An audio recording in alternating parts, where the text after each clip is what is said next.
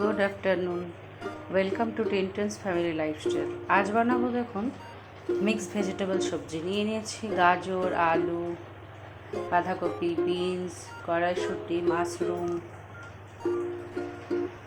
নিয়েছি, কেটেও নিয়েছি। এইবার আমি একটুখানি ভাপানোর জন্য একটুখানি জল গরম করে নিয়েছিলাম, তার মধ্যে দিয়ে দিচ্ছি সবজিগুলো।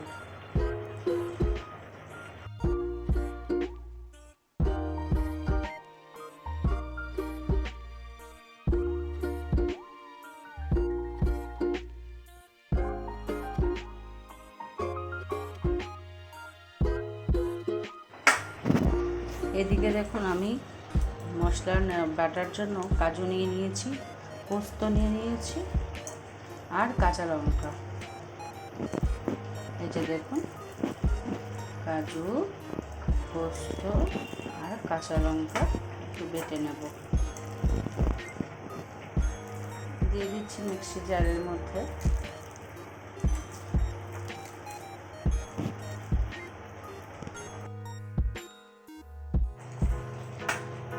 একটু জল দিয়ে দিচ্ছি, দিয়ে বেটে নেব।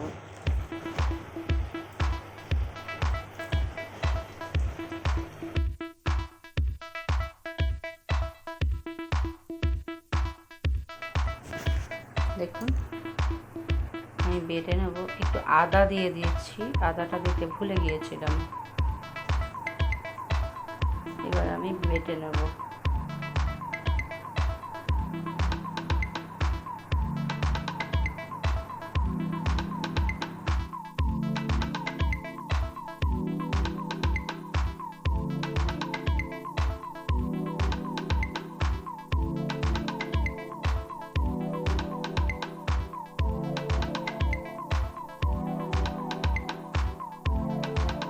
দেখুন আমার মশলা বাটা হয়ে গেছে। আবার একটুখানি বন্ধ করে নেওয়া হয়ে যাবে। এদিকে ফোড়নের জন্য আমি নিয়েছি শুকনো লঙ্কা, জিরে, এলাচ, গোলমরিচ, লবঙ্গ আর দারচিনি। এখানে দেখুন তেল গরম হয়ে গেছে কড়াইয়ে। আমি দিয়ে দিচ্ছি পরপর ফোড়নগুলো, শুকনো লঙ্কা,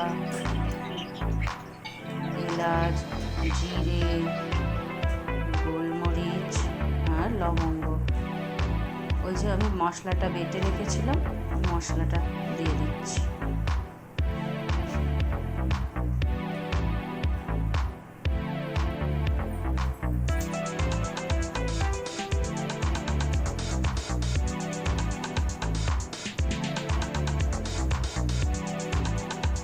দিচ্ছি হলুদ দিয়ে দিলাম, ধনের গুঁড়ো দিয়ে দিলাম,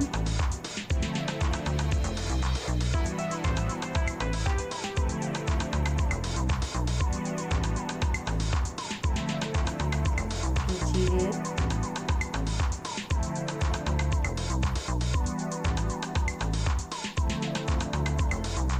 এবার একটুখানি কাশ্মীরি লঙ্কার গুঁড়ো দিয়ে দিচ্ছি, দিয়ে ভালো করে মশলাটাকে কষে নেব।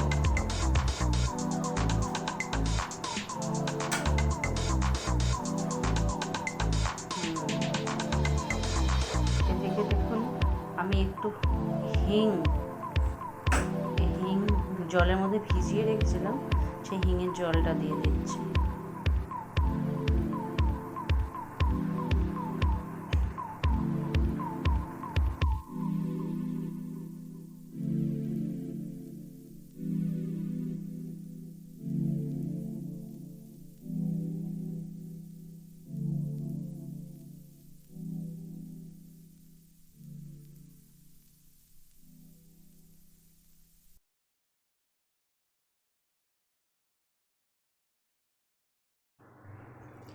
দেখুন আবার একটু নাড়িয়ে নিচ্ছি, মশলাটা কষা প্রায় হয়ে গিয়েছে।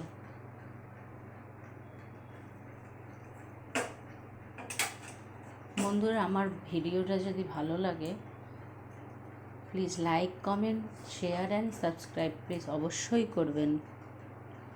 এবার সেই পোস্ত আর কাজু, লঙ্কা যে বেটে রেখেছিলাম সেইটা দিয়ে দিচ্ছি।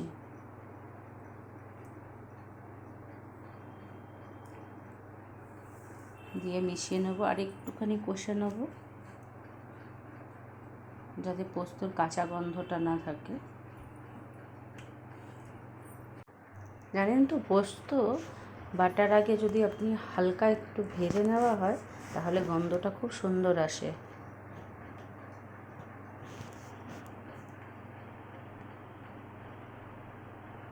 মশলাটা কষা হয়ে গেছে, এবারে আমি দিয়ে দিচ্ছি যে সেদ্ধ করা বাঁধাকপি, গাজর, বিনস, আলু, ক্যাপসিকাম আর মটরশুঁটি আর মাশরুম দিয়ে এবার নাড়বো।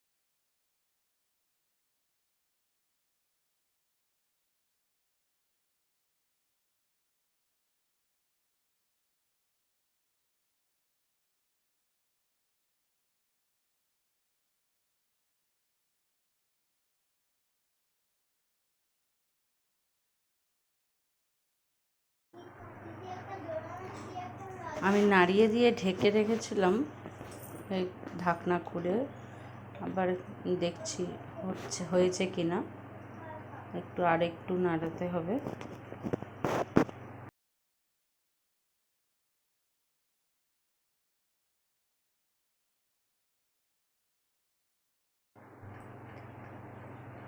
দেখুন আর একটু বাকি, হয়ে এসেছে সবজিটা।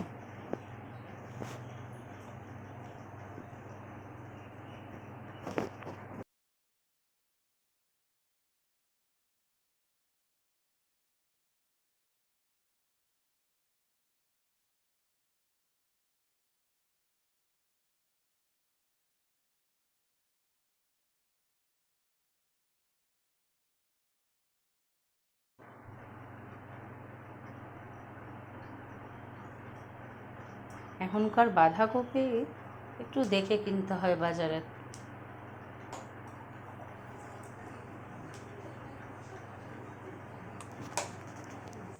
দেখুন আমার সবজিটা একেবারে রেডি হয়ে গিয়েছে, এবারে নামিয়ে নিচ্ছি আমি একটা বাটিতে। এরকম বানিয়ে দেখবেন, খুবই ভালো লাগে। এরকম সবজি বানিয়ে রুটির সাথে, পরোটার সাথে, ভাতের সাথে, সব কিছুর সাথেই খাওয়া যাবে ভালো করে, খুব সুন্দর লাগে খেতে। আবারও বলছি, like, comment, share and subscribe.